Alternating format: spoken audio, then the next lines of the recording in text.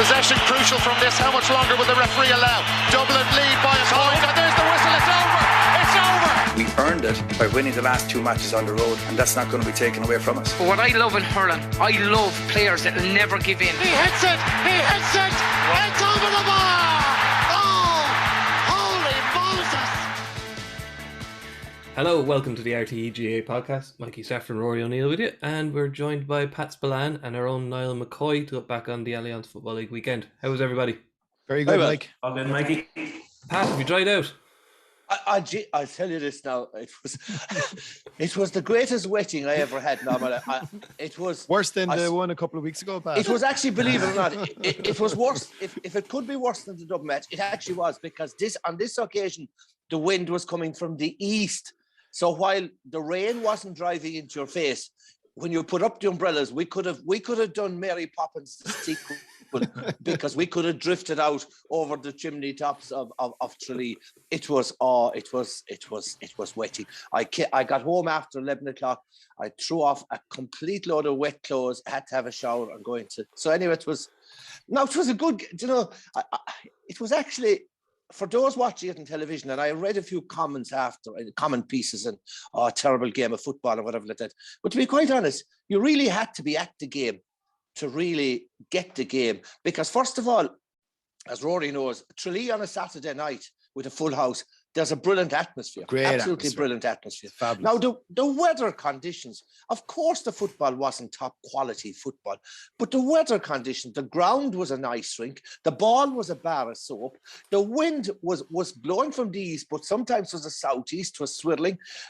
There was a yellow rain warning, and it was sheets of rain. And you know what makes it? There's two other issues there. One, the floodlights in Tralee, as Rory knows, they're not great. They're not the best. They're one of the. It always looks a bit moody down there, all right, yeah. And the television sector. But the other thing, which is very interesting, I thought was very difficult. When there's a colour clash, both teams have to change colours. Now, I can't understand why Kerry couldn't have used their homes, but the problem was that both sets of jerseys, in the rain and the wind on Saturday night, they looked quite similar. Not so much on television, but they looked quite similar. But to be quite honest, like, the game was topsy-turvy. It was full of excitement. It was a roller coaster. But if you asked the crowd at the end of the game, lads, we'll play another half an hour, will he stay on? I'll tell you this, they'd have all stayed on. And that's sometimes, it's what you ask. It's, different strokes for different folks. It's subjective. But I'll tell you this, it was a damn entertaining game of football, an enjoyable game of football, a roller coaster ride. And I'll tell you this, the crowd lapped it up. Yeah. Rory, you see this thing behind me here? You got me this pop-up thing. I'm thinking, 4 of these with a little roof on it. And, that might work for the lads. I think we're going to have to buy an RTÉ Sport gazebo or something, because... I know. I mean, it's a difficult balance to strike in terms of being at the... You see, if you're not at the venue, you do lose something. Yeah. You're trying to analyse and take in a match. Let's say you're sat in a sterile, slightly distant studio in Dublin. You don't really get a sense of the occasion. Like, Pat gave us a fantastic scene setter there and a great synopsis, but the reason he was able to do that was because he was there. He wouldn't have been able to do that if he was sat in a studio in Dublin. And that does bring something to a live broadcast, whether we like it or not. The problem is, and I don't mean this in a majorly critical way, but like the venues, and this isn't just Kerry, this is all over the country. I mean, there's nowhere to go. There aren't places you can build studios, and even if there are, you're into massive costs. Like, I'm talking, eye-watering stuff if people knew the costs involved in building TV gantries and studios. And look, you're trying to run things and within budgets, and you've got to be mindful of, what your spend is, obviously looking ahead to Sunday game. And this is the chances that you can take. Other years you mightn't be so unlucky, and you might have good weather.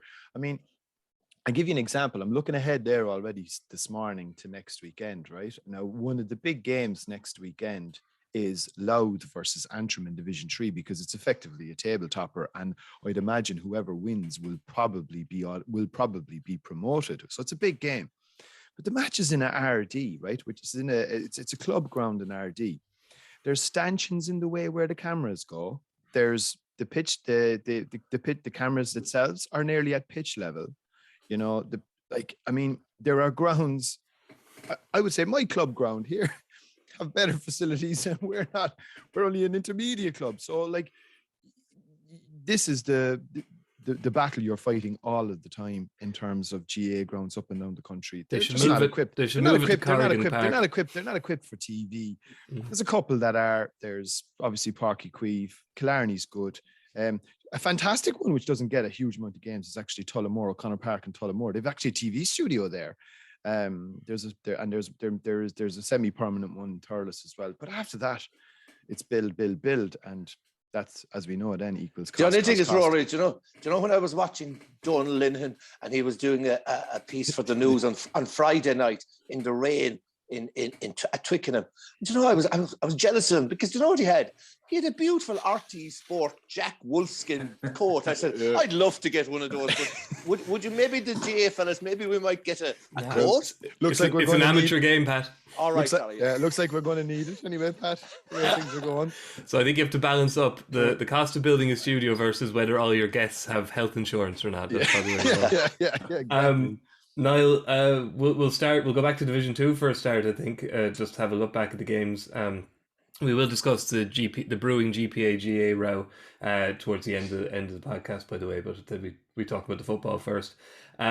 Roscommon and Derry. Now, we mentioned here that it would be a good test of Derry's early season form. They're coming up against a properly grizzled team in Roscommon in their home ground. And that was pretty prescient of us, because it was certainly grizzled would be one word for 18 cards, a draw in the end. But I feel Derry can feel very hard done by that. Like, the game ended with a 45-yard free, which Shane McGuigan could probably have put over with his weaker foot, and he'd been red carded, shown a second yellow card for basically being held on the ground, which we've seen before. It's so frustrating.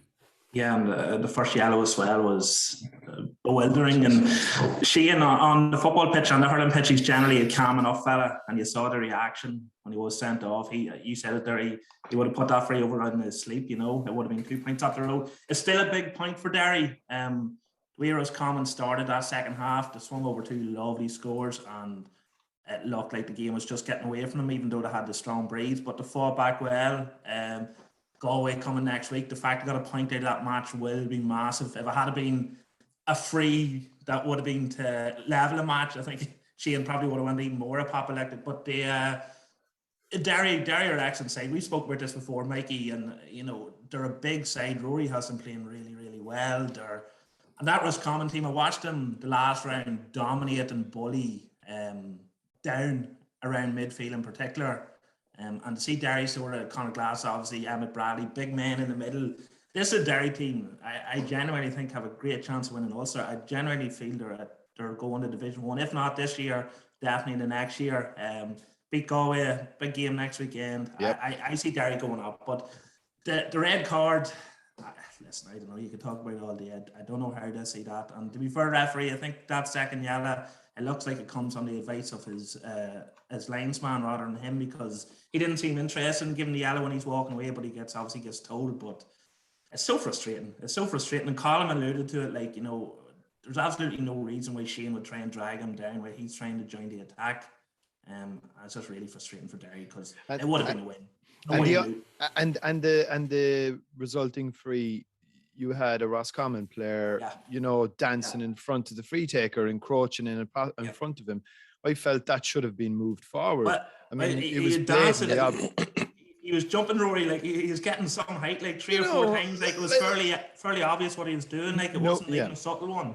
I like, we were watching it, and it was a touchy game now, Niall, you know, and there was an awful lot of niggle in it, and I think there was a sense for me that the ref just said, through no fault of his own, look, if the two teams don't enter into spirit, this is what it's kind of the game that Roscommon play. Roscommon are really aggressive, like, in general. So, but I felt that it just kind of got a sense that he maybe lost a small bit of control, certainly towards the back end. And I think there was a sense of, I'm just going to get this free over with, blow the whistle and get the hell out of here. Yeah. In a way, though, you would have sympathy for the referee, because You're right about Roscommon. Roscommon love to make it a dogfight. They love that game of attrition, and they are warriors in that. That is that trench warfare type football. They are masters at it. And in those circumstances, to ref that type of game is almost an impossibility. And it was only when you highlighted, say, the Shane McGuigan, the yellow card, his two yellow cards, that you really had to focus in on. Was it a yellow card? Wasn't it? On initial viewing, you said, it is. And then when you look at it again, you said, oh, actually, it isn't. So in a way, I really did feel sorry for the referee. But, you know, in the conditions that were at the weekend, with so much spilled ball, so much physicality, it was a very difficult game. And I looked at the Tyrone Dublin game when you talk about referee, and most of the calls were right. But I looked at one incident. I looked at Michael McKiernan, and he hit Brian Fenton with a dirty, sneaky punch. That should have been a red card straight off. I think it would have been a red if it wasn't so soon after Hampstead's maybe. But that's the problem, isn't it? That when having initially sent off Hampstead, the referees tend to subconsciously or whatever like that. I can't send two off there.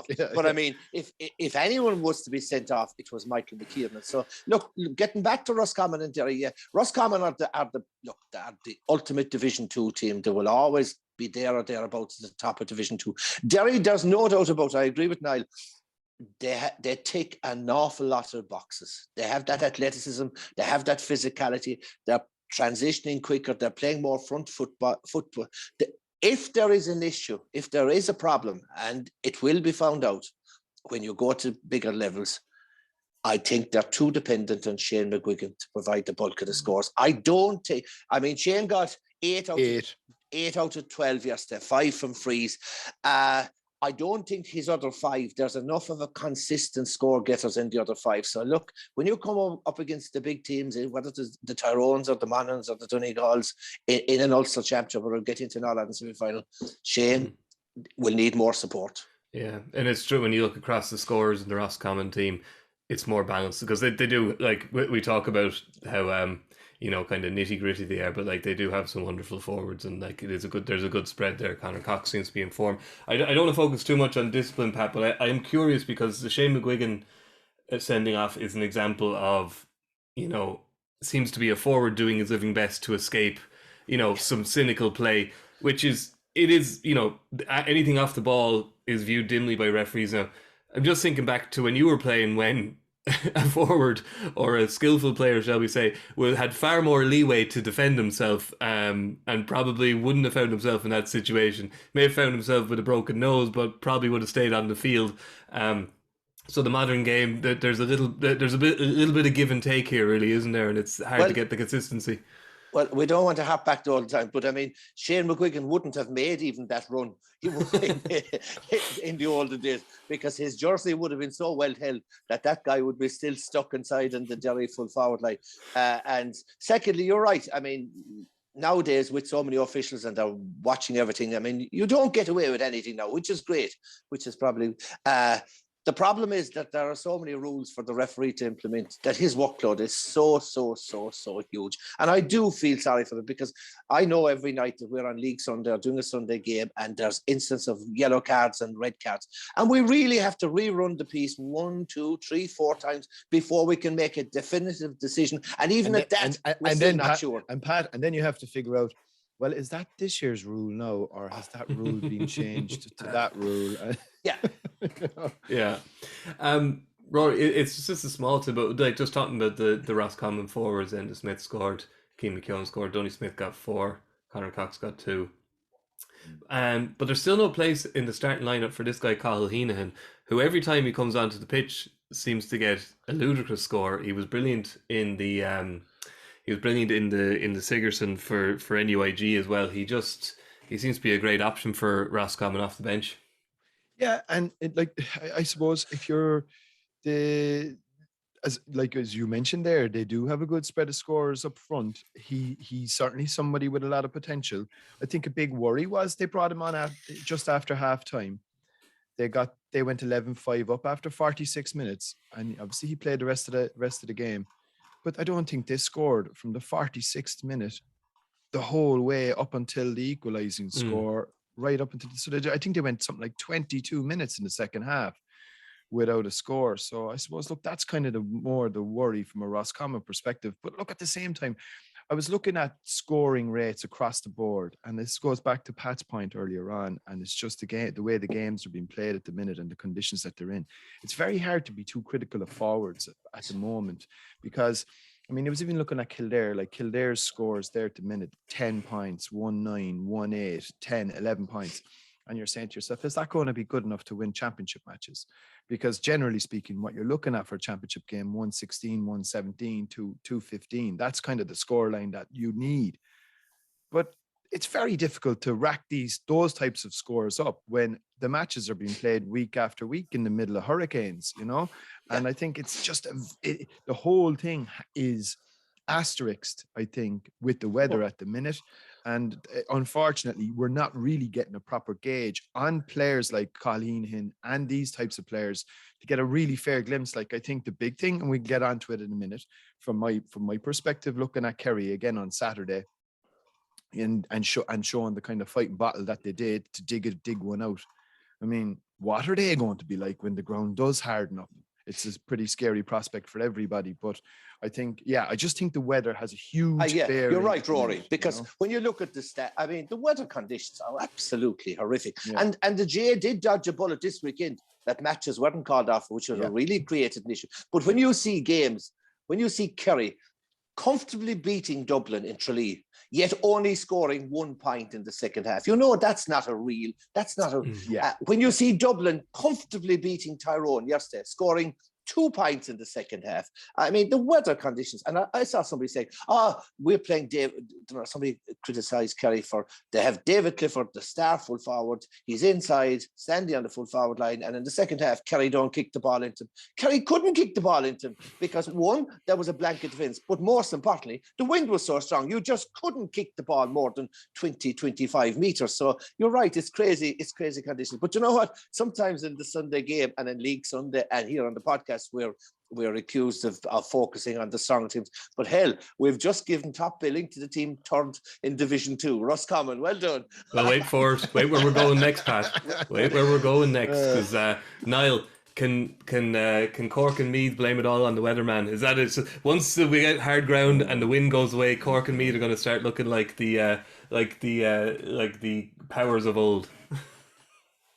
Down hopping a bit, yes, and I took in most of the first half of Cork and Meath, and I was just shocked by how bad Cork were, especially having the breeze in the first half. I thought Meath actually in the first half played some decent football. They at least looked like they had a bit of structure and a plan about how they wanted to play in the conditions, whereas Cork, there just seemed to be a disconnect between, coming out of defence and the inside line. Like, there didn't seem to be any sort of link play in that half forward area at all to get the ball up to inside line in those sort of conditions.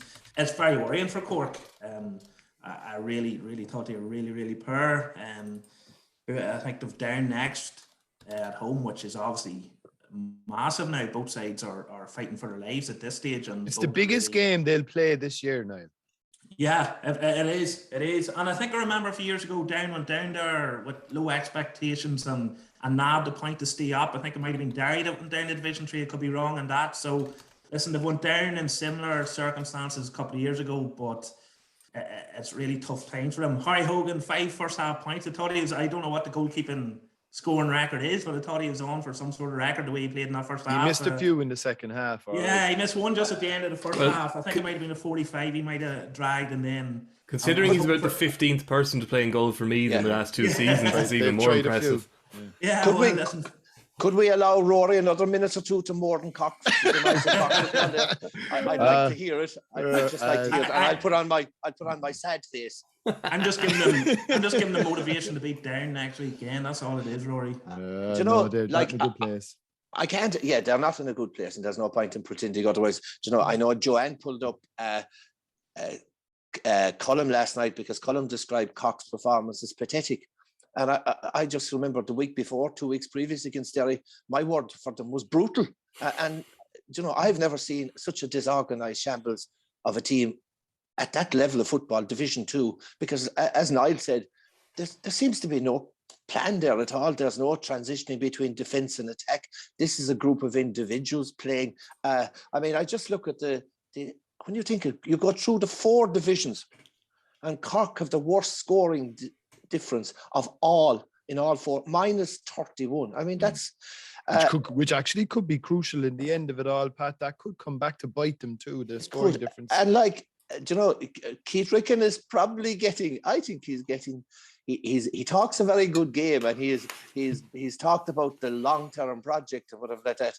And it just goes to show the level of doom and gloom in Cork that people are quite happy to listen to him talking about. Oh, well, it'll be a long-term project. I mean, if he was telling that story in Kerry, he'd be gone out the door before the Munster Championship. But look, he has some talented players. But look, this is there's a big difference between having talented under 17s and talented under 20s and bringing them onto senior level. And I look at the standard of club football in Cork, and with all due respect, the standard of the club championship in Cork is quite poor. Yeah. Rory, is there an element that Cork kind of play to the level of the team they're up against? Because the last time they were out, you know, 322 to 217, they lost, fair enough, but they lost to Galway, and they lost, you know, they died with their boots on for whatever that's worth, and they obviously, maybe Galway were working on some new defensive tactics or something, but then they go out against Meath, who are kind of recognised as a fellow relegation struggler, and they seem to just fail to ignite at all. Like they haven't been consistently as bad as they were the other night, but it does seem to be becoming a bit of a habit. No, that's absolutely fair. The one thing I would say, and it kind of ties in with Pat's point in relation to the standard in the Cork Club Championship at the minute, the personnel just aren't there. It's a very, very weak panel of players. It's one of the weakest panel of players that I've seen assembled to put on a Cork jersey for a long time. Like, you know, lacking a few leaders. Yeah, but Rory. There isn't, like, I mean, your main scoring threat is Brian Hurley up front. You know, like, he's around a long time. He's an honest lad. You know, is he a fella that's going to scare opposition defenders? I'm not entirely sure at this stage of his career. They're not working with, you know, a very deep or rich panel to pick from to begin with. Are they playing in a cohesive fashion? Absolutely not. They're probably betwixt and between on that front as well, and they're having to learn on the hoof. And look, the reality is they're at a really low ebb. I think there's no point in denying it. If you were to rank the Munster teams now, I would probably say Cork are maybe 4th. And that's as stark as it can be. I mean, I obviously Clare are, you know, ranked number 2. Watford showed a bit of form against Wexford yesterday as well. But I also think that if Limerick played Cork tomorrow in the championship, I would give Limerick a really, really good chance of turning Cork over. And that's just the reality. Why has that happened in a county with 260 clubs? That's probably a discussion that you would need maybe a podcast series for. You know? But Rory, you refer to something very important. You talk about leadership, and it's accepted this is a Cork team in transition. But when a team is in transition, you just cannot change the model overnight and bring in 15 new fellas or 12. And I felt Ricken made a huge mistake in not holding on to the likes of the 2 whites in Clonakilty, Rory Dean, Mark Collins, Michael Hurley. Luke Connolly, these lads are amongst the top. Are these those fellas I mentioned? Are they in the top 15 footballers in Cork? Even still, yes, they are. So I mean, when you transition, you need that hardcore of senior players with experience to bring a team along. I mean, with the lads he's given senior debuts to this year, it's sink or swim, and unfortunately a lot of them are sinking because you discovered that they're not that standard. Whereas you could bring those lads along if they had experienced guys with them that can coax and cajole and advise and provide that leadership. And that leadership is lacking now. That experience is lacking in that Cork team. They're never. It's rarely a team on the national consciousness, shall we say, Niall, because they're always overshadowed and by their hurling brethren, and they're, you know, not the best supported football team in the country. But you know, that's putting it diplomatically. Yeah, I'm the editor of the National Sports website, and I don't recognise the vast majority of the names in that Cork team. As Pat says, it is a complete overhaul, and outside of the midfield and Brian Hurley and Micheál Martin's son. I'm like, I don't know these guys. This is just a new team, a team of in inter-county terms, kind of nobodies. Midfielder, and I thought Maguire really battled. Yes, it didn't all come off from. I think he was unfortunately picked out in a few clips on the Sunday game, but I think Colin said we're being harsh on him here, but I thought he really battled. But Pat's point there, like if you are going to overhaul a whole team, you have to keep a few experienced heads just to ease the transition, like, because when you have a whole team learning, like, it's really, really difficult, and you need those boys that have been there and done that, and done some things that they can learn of and sort of take that experience from, because they do look like an inexperienced county team at the moment. They do look like they get engulfed handy enough and not so much panicky, but they look like they're like, again, Meath weren't brilliant yesterday, but again, I thought in that first half against the Elements, it was far too easy. They looked like a county team that at least knew what they needed to do, where Cork were, I don't want to be too harsh, but they did. I thought they were all over the show in that first half. I really did. When, and I've already talked about and Pat talked about transition, like they just looked like they didn't know what they were doing at times. And, they had the halftime chin wide there on the pitch, and,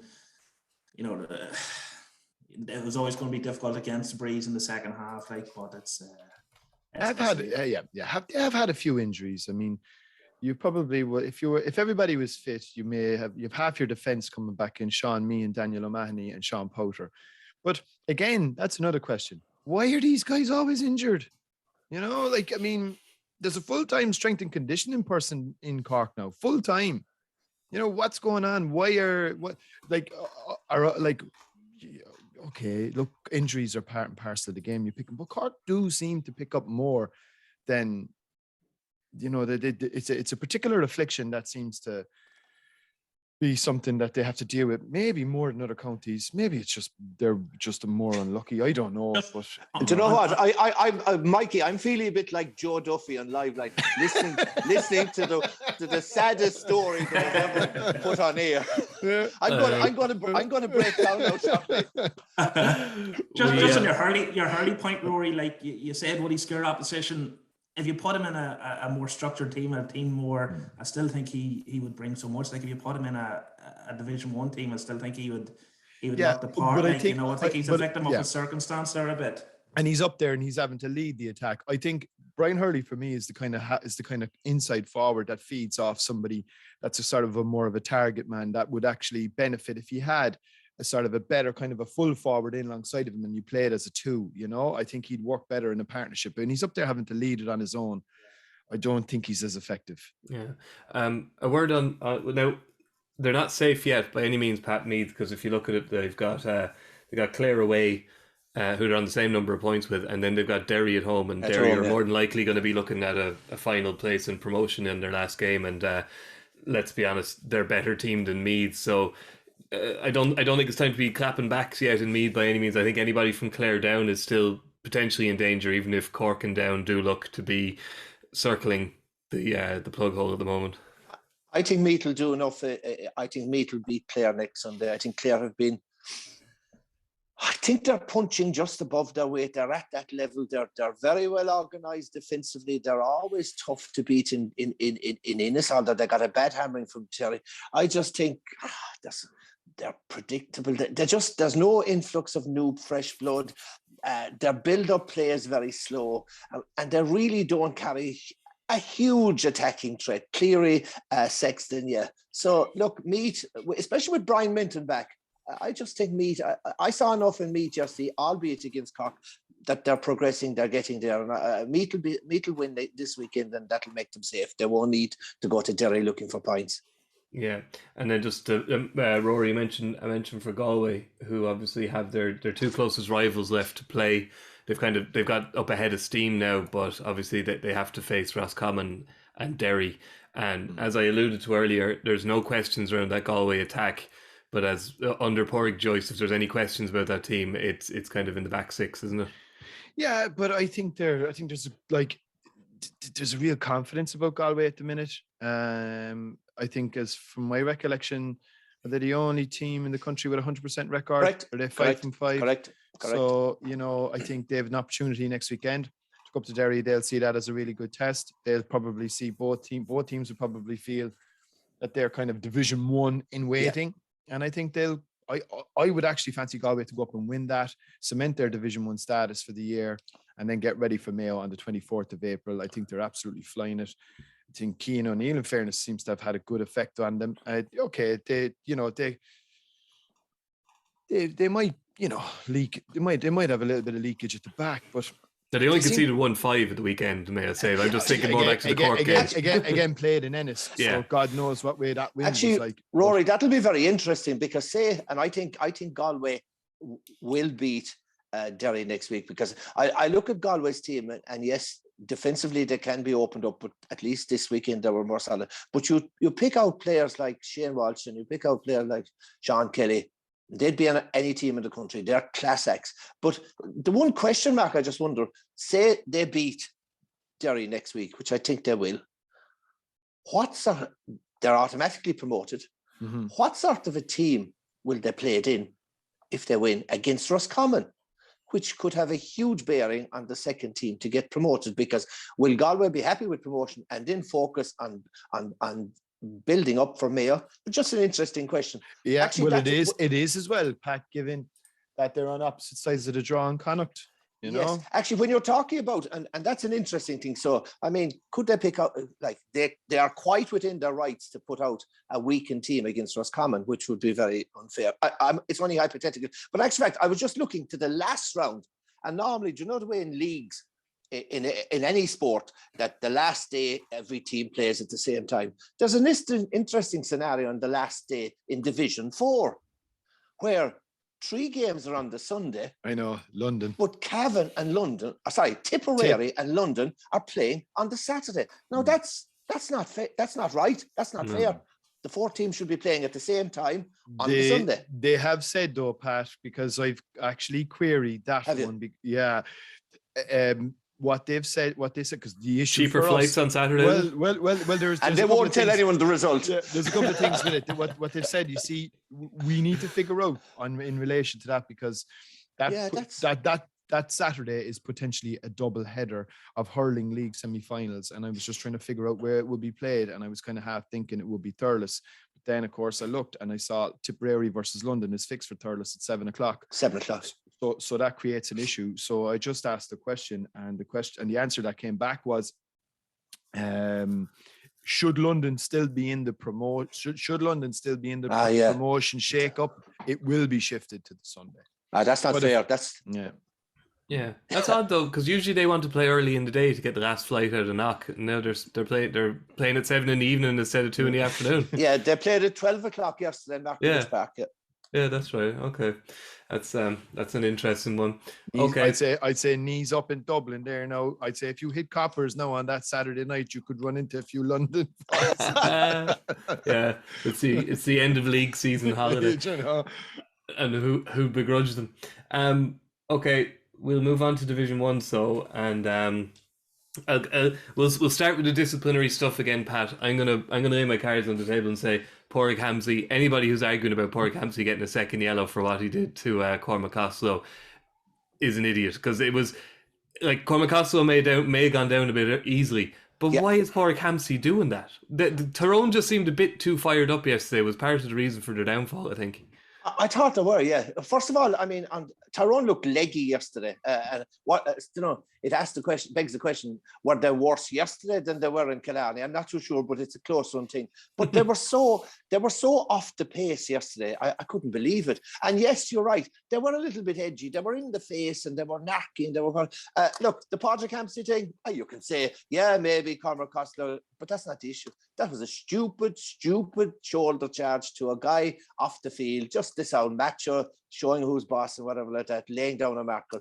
Second yellow card, deserved. Sending off, deserved. But Michael McKiernan should have followed him a couple of minutes later for that even more sneaky or dirty punch into the side of Brian Finton. Yeah, and then Niall, they were denied a goal because of a late hit on Evan Comerford, which wasn't dirty by any means, and probably, I can't remember who did it now, but he couldn't have stopped in mid-air. Frank Burns. That was it. And it was a late hit, and it was a deserved free out. Yeah, it was a free out, and the strange thing was coming for it already, fisted away. So if he hadn't made contact, I think it was the goal still would have falling. stood. Would have stood. Listen, Tyrone just weren't at themselves, and even Fergal Logan was agitated on the line. He's so calm, Fergal. Like, so I don't know. As Pat says, maybe they're pumped up, and they have lost. They lost Lee Brennan off the panel there during the week as well, and they're losing those players from 16 to 25. It's not the boys on the edge of the panel. It's those second tier boys that keep the standards high at training, are able to slot in. Like Potter McNulty came in there against, I can't remember what the match was, Kildare, and then he broke his arm, and that's another boy out as well. And there's just a bit of depth issues there. They've lost the likes of Ronan O'Neill, Hugh Pat McGeary, players that could slot in, and players that I'm sure have done a lot of training. Tiernan McCann, the biggest one. Of course, boys that have been, got plenty of minutes over the years, and even more important, what they do at training, those in-house matches and all, these boys are bringing the standard high. So they've just, the thing about Tyrone, people will probably point to last year's league and how poor they look, but I do think it feels a wee touch different this year. Like Dublin cut through them with ease, and they really hit form, and Tyrone just couldn't get the attack and play, couldn't get McCurry into the game. They just weren't at themselves, and they're in relegation bother now. They have two big games coming up against two teams at the top end of the table. So Mayo and Kerry, not an easy way to finish your campaign. What a script! Kerry could be sending Tyrone to Division 2. Yeah. They have a tendency, Mikey. I was looking at this last night. It was just something that kind of stuck in my head.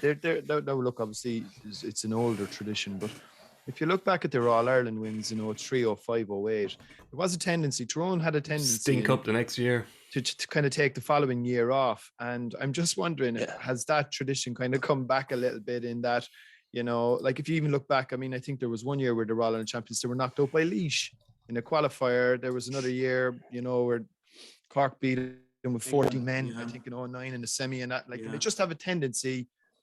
I think the year that they win one, the following year, there might be a little bit of a hangover and just a sort of a fall off that might have manifested itself in what we're seeing now. I think the big worry from their point of view, is if they do end up getting relegated, because look, it's long-standing belief, and I think most people would accept that if you're not playing in the top tier, your ability to go after the big one becomes impaired, and it can be a much more difficult. You're right, Rory. I was looking at some of the stats from yesterday's game. They went in the first half 26 minutes without scoring. They converted 2 out of 5 chances in the first half. That's abysmal. Their first score from play came in the 50th minute. Everything was so un-Tyrone, everything you expect. They lost 6 of their own kickouts in the first half as well, Pat. There was no energy, there was no high tempo, there was no intensity to their play. They just stood off the Dubs, and the Dubs, do you remember? We were talking about them after the Kildare match, and we said if they had converted their goal scoring chances, the narrative would have been completely different. But I remember yesterday when I saw the Dublin team on the screen, and you looked at their forward line, you said half forward line, Scully, Bugler, Howard, full forward line, Kilkenny, Dean Rock, and Costello. And you start to say, this crowd aren't going anywhere. The first half football, some of the football they played yesterday in the first half, irrespective of how poor Tyrone was front foot. It was beautiful football, lovely kicking game. 8 different scorers scored from play in the first half. They got no score from free. They played lovely football. So, as Mark Twain said, reports of my demise are greatly exaggerated. They're not gone away. They haven't gone away, I don't think any of us thought they were gone for the year. We did wonder about their league form. But Niall, you have to say, we've been saying it for as long as he's been playing inter-county football. If Brian Fenton plays well, there's a very good chance Dublin will play well. And yesterday, especially in that first half, he was back to the Brian Fenton of old. First class, and he wasn't alone. And it was just, Pat mentioned it there, go back to even the Armagh match when Dublin were well off it. Their shooting was abysmal. They're still creating chances, and that's been the story in Newbridge ever. They've been creating chances and just haven't been taking them. Pot shots that we don't associate with Dublin. Yes, it was sort of back to what we expect. They were getting into good positions. They were running off the shoulder and splitting the post at ease. It was really old school Dublin. And say Fenton, listen, he's still probably the best about there, right up there as well. And when he's firing all cylinders, Dublin, they're not going anywhere. And James McCarthy back to the fold as well. So a good weekend for Dublin.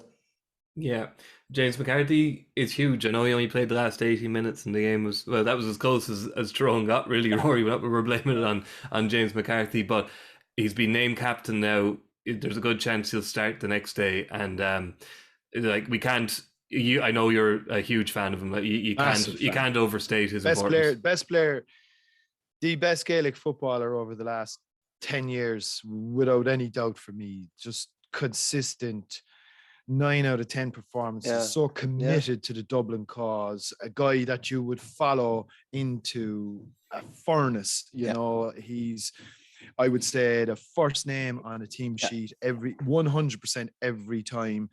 He's just a gem. He'll go down as one of the all-time greats in my view. And I think I'm delighted for him that he's been named captain. And I think it was a really smart move by Desi, because I think it'll be a real rallying point within the dressing room as well. Because if you're in that dressing room and James McCarthy is the leader, you're going to follow him. You're going to be, he won't take any shite. He won't take any messing. The respect that he has for the traditions of Dublin football, the respect that he has for the jersey, it obviously runs deep. He's got his familial histories and everything else. He understands the power of the jersey and what it means to play for Dublin, probably more than anybody. The guy is just, look, he obviously had a cranky end to 2021. I'm sure he'll want to put that right. And I think the Dubs are back. And, look, maybe there was a bit of rope-a-dope going on by them in the early rounds of the league. I think, they've still got 1 or 2 more players to come back in. And, I think Colin O'Rourke made the point last night. You could see them winning their last 2 games, and all of a sudden, the whole complexion of the summer changes for everybody. Yeah, and Pat, their next 2 opponents played out what we won't call a classic in Ballybuffet. Monaghan ended Donegal's 12-year unbeaten run in Ballybuffet. And when you were watching Donegal playing yesterday, I think, how the hell did Donegal go 12 years unbeaten anywhere? This was the clash of 2. This is the beauty of this year's league, and the sheer inconsistency. And if you're trying to go by form, you watch Donegal down in Kildare, and they were just abysmal. They were clueless, particularly when they played with the wind in the second half. They're still, and I keep looking at this game, and Colin talked about it last night. This shot, it's like as if they're trying to weave pretty patterns. It's off the shoulders, short pop passes, but going nowhere a lot of the time. There's no penetration. So anyway, they were woeful down in Kildare against Kerry, absolutely woeful. In the first half against Tyrone, in the next round, they were poor as well. And then suddenly, hey presto, they beat Tyrone. So then you have Monaghan, who, if Donegal were bad against Kerry, believe me, Monaghan were even worse against Kerry in the last round. I'd never seen in all my time. But they played without a goalkeeper, Pat. They did. And in fairness, people say, it's gas, the last program, that podcast, I said, this is one of those ones now. There's nothing to talk about, lads. And I don't know how we got onto roving the sweeper keeper, but it got huge traction. And actually, just to get, the general gist, the general gist about it was, I know what's thrown at me. So I'm sitting here again in the kitchen, knowing that by 4 hours time, that I'll get abuse and all. And the 2 general points that were hurled at me were, one, the game has changed. This fucking thing that the game has changed. Now, somebody will tell me now that you can get money out of a hole in the wall and there's something called the internet. Well, hey, I know the game has changed, and I do accept the game is evolving, and I do see a role for a sweeper keeper, absolutely. But the main reason that, and even Colin sort of said it last night as well, it is very entertaining. Look, if you want to get entertainment on a field, bring in Coco the clown, and he can provide some entertainment. It's a risky business when you, and you know what? The gas part about it, people say, geez, Spillane is spouting again, and he's stuck in the past or whatever. Do you know what? I think Rory Beggan took our message on board, because certainly Rory Beggan yesterday confined himself to sweeping around his defence, and he didn't stray beyond that halfway line. So anyway, look, Monaghan yesterday, first half, geez, they really played great football. You know, playing against the wind, their game management, their possession game is absolutely brilliant. Kieran Duffy was unbelievable from defence. You know, they are the best in the business at keeping possession. They are the best, and they are brilliant. They're very experienced. They're brilliant at keeping possession. But sometimes I see against the likes of Tyrone in the final last year that there's no penetration. There's possession for possession's sake, and no penetration attack. They're not getting runners coming off the shoulder, and they're not getting their shooters into position. But yes, there was a very, very impressive performance. And you know, that guy, Gary Mohan at centre field, like, I mean, he's like a guy you found up the mountain in Monaghan. Like, he's just a throwback to an old-fashioned, swashbuckling, strong, powerful midfielder, and he was just simply brilliant yesterday. A sort of younger version of a Michael Darren McCauley, if you know, a human wrecking ball, and he was just very good. And Donegal, like I said, I just see a team, and I've said it before, I see a team, there's no direction, there's no shape, there's no plan. I see a team that's been in decline for the last 2 years. Yeah, like you, Pat mentioned form there, Niall, and the form lines are very hard to see. But Donegal, they look fierce, toothless, and Paddy McBrearty looks a little bit lost up there with who's around him.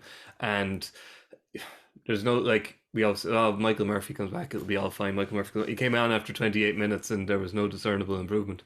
Oh, he got that first score from play. He got the score, and it's a lovely score too. And he came on, and there was a mass reaction. You were thinking, right, here's the spark, here we go. And he did when he kicked over the score. You're right, that's going to lift the rest of the team. But again, it was a pretty isolated moment, and they just sort of reverted to type after that. And to be honest, Monaghan should have won the match by a lot more. The first 5 minutes, 6 minutes of the second half, they're steamrolling them. Like Mohan, who was brilliant, absolutely brilliant. I've seen him a few times for True in the club championship, and he's a joy to watch. Like, he had a goal chance. I think Patton might have intercepted it. Like, you know, so they could have had 2 goals at the start of the second half. They could have won that match by 5 or 6 points more, and no one would argue. Donegal just seem a bit rudderless. They seem either they don't know what they want to be yet, or they're relying on Murphy's inclusion to lift them. And you know, Michael's been around for a long time, and they're going to have to get used that he's not about pretty soon. And we're seeing the injuries rack up a bit, which is to be expected at that stage of the career for a player that's had so many miles on the clock. And at the moment, they just don't seem to have,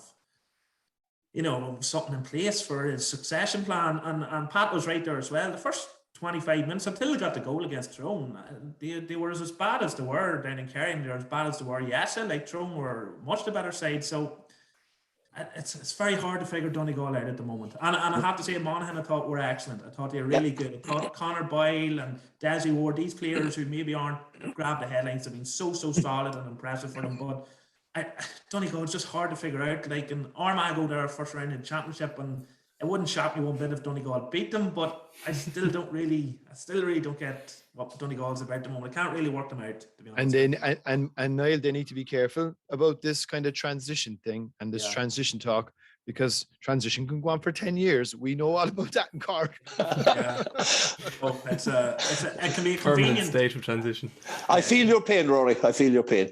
You mentioned Armagh there, Niall. They've recovered from their mid-season slump, and they got a good win in the Geezer Derby. And if results go their way in the last 2 games, they could make a league final, which a lot of teams in Division 1 would kind of shrug their shoulders at making a league final. I think for Armagh would be a huge thing. It'd be a massive fill-up for them. It would be just give them the kind of confidence they need going into the Ulster Championship. Yeah, it'd be huge. It would be huge. Armagh have only won 1 league title. That was back in 2005. I feared for them going into the match. No Oisin O'Neill, no Conor Turbot, who is an outstanding talent. Daniel Flynn in top form. I actually thought Armagh were very, very comfortable throughout. I know Kildare's shooting was a wee bit off in the first half, but at no stage did I really feel panicked by Kildare. Kieran Mackin has been a revelation for Armagh in midfield this year, and when word got around that he was going to start against Dublin in midfield, there was definitely a lot of raised eyebrows. He's the youngest of 4 county players, between his older brother Connor's played for Armagh, and the 2 sisters Blackie and Amy obviously are big players for the ladies. But people were sort of wondering, would Connor or Kieran be up that? He's been fantastic. He's been absolutely brilliant. He's Niall. been a real find for Armagh. Niall, where did Charlie O'Byrnes play on Saturday night? It was very hard. I was kind of watching him. He played really well, but I was kind of figuring, it's very difficult to figure out where he was actually playing. And the thing is, he's drifting from wing to wing too, Rory. He seemed to be in right half back 1 minute, left half forward the next one. He seems to have a pretty much a free brief. He played deeper to start him deeper against Dublin, and he sort of played in that half back roving forward role. Just Charlie Oakes, he's having a good year, just takes the ball into contact. That's the only thing. He gets turned over quite a bit. If he could get the ball away a bit sharpish, he's on route to be he's a in. top He's player. fine, He's young. fine He's still player. young. Like. Yeah, he's still very young as well. Thought he was good. I thought, if Armagh had lost that for the start the season they had, all of a sudden they'd be looking over their shoulders and there would have been a different complexion on their campaign. But that win just, it leaves them safe. They have a free hit now against Kerry. There'll be a huge crowd. There'll be a huge crowd there on Sunday. Can't remember last time Kerry were there. I know Kieran Donaghy knocked out the goalkeeper, Philly McAvoy, with a shot that was so hard. I think he was knocked out. It was a brilliant save, but he had to be stretchered off. But so that must be 7 years ago maybe now. But we hope he's not knocking out your keeper this week. You'd be in trouble. Yeah. Well, listen. Speaking of keepers, there does still seem to be an issue with Armagh and goalkeeping. Last 2 games, Kieran McGeeney has opted for Ethan Rafferty, who's more noted outfielder. Liam Hughes have been doing well. I thought he'd been doing very well, to be honest with you, who also can play outfield for his club. So there still seems to be an issue with the goalkeeping, who they're going to land on. And I suppose it'll be interesting. At this stage, I think he'll probably put his lot in with Ethan Rafferty. But they've done well. I was a bit disappointed with Kildare, to be honest with you. I never thought they'd get into their stride. I never thought I never thought Armagh were particularly troubled. Thought they were fairly comfortable throughout. Yeah, Rory. So Kildare now definitely looking over their shoulders. They've got Monaghan and Mayo left now, and you'd have to think if the Dublin resurgence is real, Kildare will struggle to stay up. Well, they need to win. They need like themselves and Monaghan, and like they need to win this game at the weekend. It's absolutely vital at this stage, and I think to go back down again after they've had some encouraging displays right throughout the campaign. They started really well against Kerry. They had Tyrone. They should have beaten Tyrone. I think that would have been one that they would have really kicked on from. I think that's one they will feel they left after them, and obviously they had their big win against Dublin. I think Niall is spot on. I don't think they played well at all on Saturday night. Again, everything caveated with atrocious conditions. I mean, atrocious now. It was horrendous stuff, like having to play football in. But it would be a major, particularly given all of the hype around the fact that Dublin could be relegated. If Dublin were to manage to stay up and Kildare ended up going down, it's just the sort of quandary that it would leave the Leinster Championship when we were just beginning to believe that we might have one. And all of a sudden, we're back to the blue wave again. But I think it's they need to it's a huge game now against Monaghan this weekend. I will reference again Wexford's big win over Waterford yesterday, Rory. I think you'll find the Leinster Championship is alive and kicking. It's alive and well. Pat, before we go, I would need to get your opinion on. Well, will we have GAA matches this weekend? Who knows? Maybe the GPA are gonna, kind of down tools and become as militant as they've been since their inception. Really, we've almost grown unused to this, Pat. Yeah, it was interesting listening to Tom Parsons last night, because there's certainly that threat was issued last night. Look, down through the years, I haven't been a supporter of the GPA. I felt that their focus too often was on generating revenue and commercial ventures, and maybe at times I felt that there wasn't a lack of transparency about where all the money was going or whatever like that. But do you know what? I'm with them on this. I really am with them on this. I see where they're coming from. And I think it all comes down to respect. This is about respect. Respect for the inter-county players, giving them fair expenses, making sure their expenses are paid on time, making sure in these difficult times financially, making sure that they're not out of pocket. I think they deserve fair play.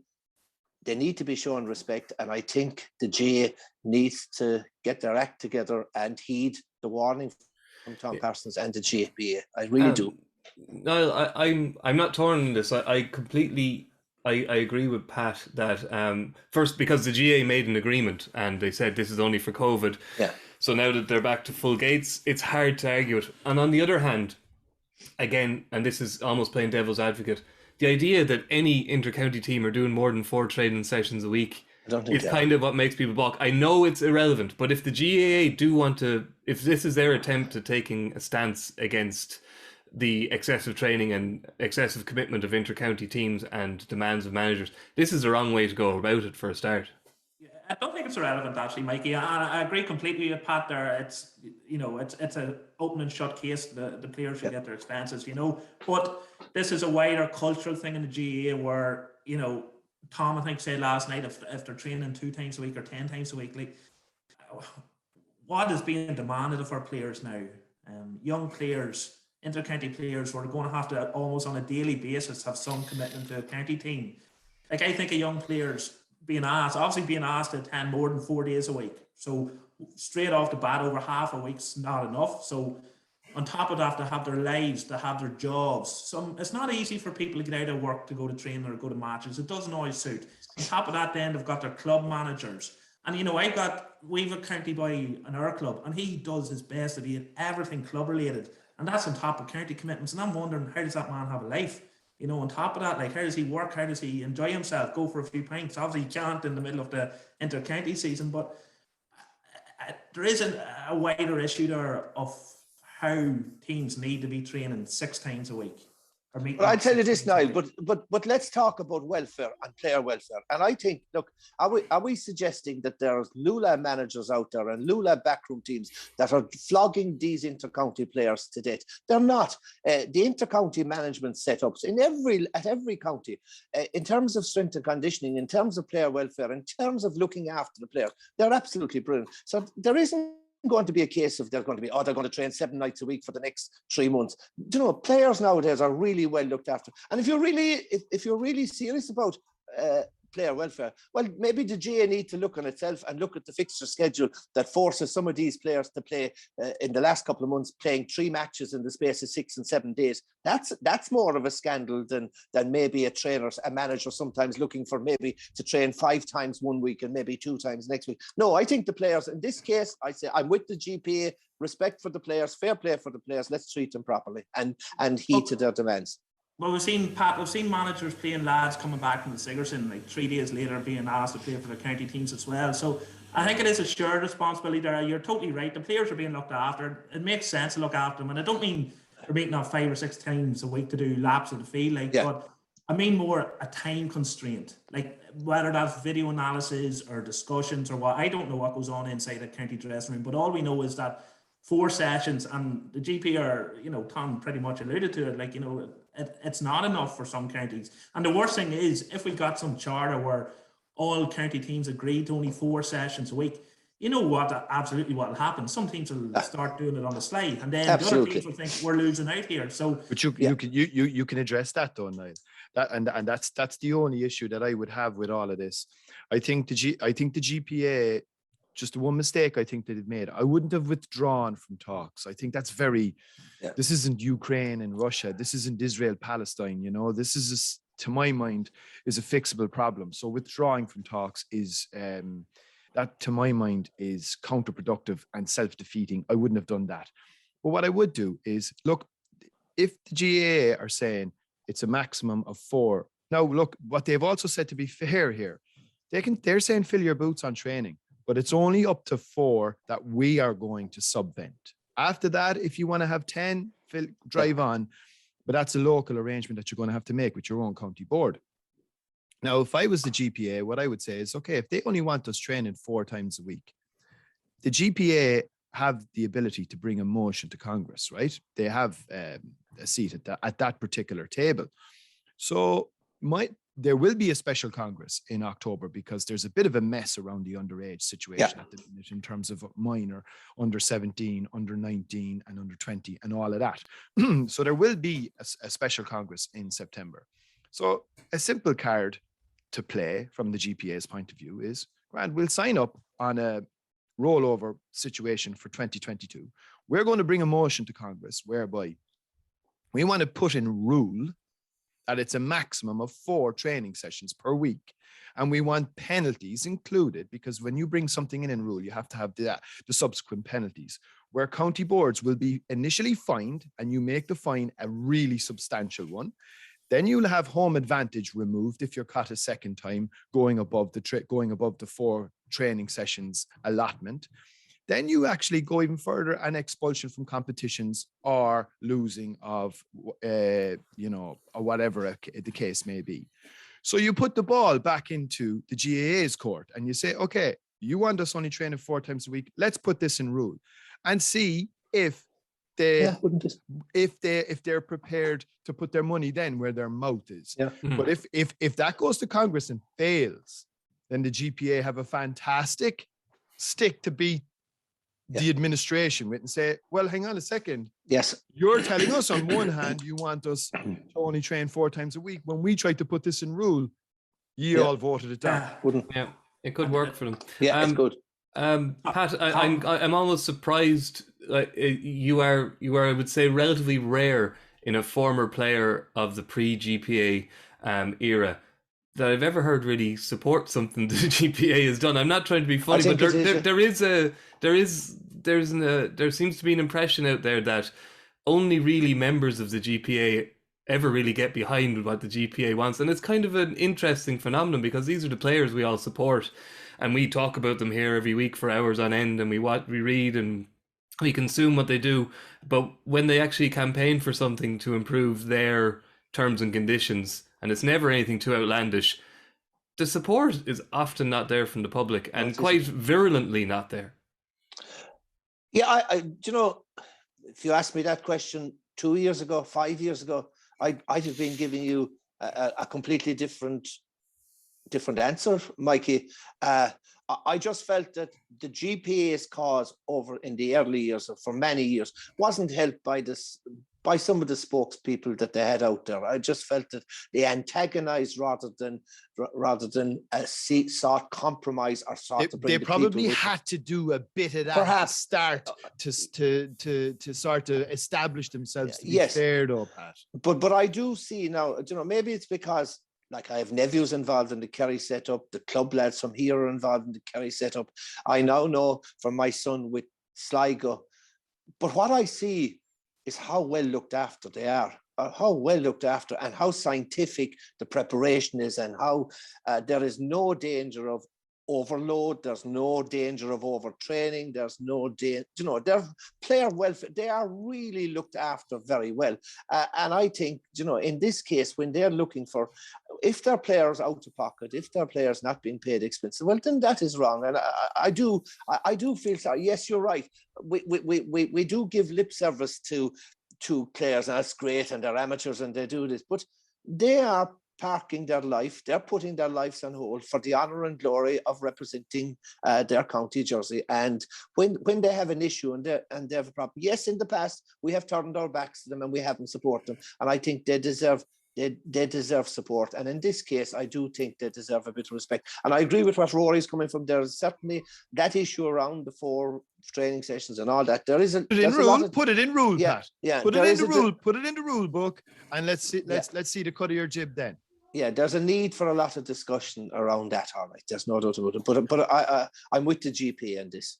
Okay, the only thing about that, Rory, the only issue I'd have with that is we saw County cited during COVID, and it was as random as it comes. If a photographer happened to be walking past, or someone with a camera phone, like the amount of counties that train doing the same thing and got away with it. So it's just a selective punishment of that. Like, teams were getting punished, whereas the dogs in the street knew that every other team were doing the exact same thing. And I suppose that's the risk you take if you're breaking the rules and you're caught. I suppose you can't have too much complaints, but it's just I can guarantee you, Niall, if the penalty for a county board is severe enough, nobody will break the rule. If the penalty is €200, right? Drive on, lads. If the penalty is $5,000 or $10,000, well, then it's a different kettle of fish. Loss of a home league game, etc. etc. Yeah. Well, look, we'll follow developments this week. It'll be interesting to see if the GPA do actually go to the mattresses in the union sense, and we'll talk about that more on Thursday when we'll preview our last proper double league weekend of the year. Pat, thank you. Niall, thank you. Rory, thank you. And we'll chat to you all on Thursday. Good luck. From this, how much longer will the referee allow? Dublin lead by a point, and there's the whistle. It's over. It's over. We earned it by winning the last 2 matches on the road, and that's not going to be taken away from us. But what I love in hurling, I love players that will never give in. He hits it. He hits it. It's over the bar. Oh, holy Moses.